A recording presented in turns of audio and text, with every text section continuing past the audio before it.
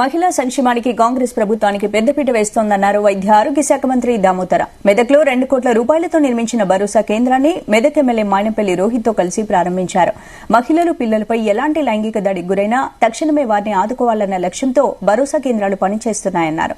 2022 August నుంచి ఇప్పటి వరకు 135 కేసులు నమోదయ్యాయని చెప్పారు. బాధితులకు దాదాపు 27 లక్షల పైచిలకు ఆర్థిక సహాయం చేశామన్నారు. ఎలాంటి అత్యాచారాలకు గురైనా తక్షణమే వారిని ఆదుకోవాలి,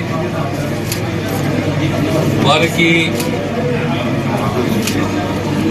సైకాలజీ కౌన్సిలింగ్ ఇవ్వాలి, కేసు రిజిస్టర్ చేసేటట్టు కోఆర్డినేట్ చేసుకోవాలి, హాస్పిటల్ ట్రీట్మెంట్ ఇవ్వాలి, కేసు రిజిస్టర్ అయినప్పుడు ఆర్థిక సహాయం చేయాలి,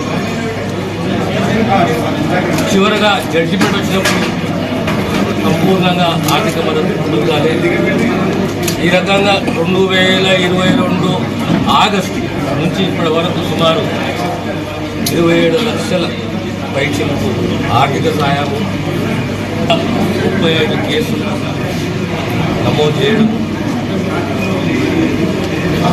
ఒక రకంగా ఈ కాన్సెప్ట్, ఈ ఆలోచన, ఈ ఆచరణ అనేది మహిళలకు, పిల్లలకు భరోసా ఇచ్చేది, ఆదుకునేది,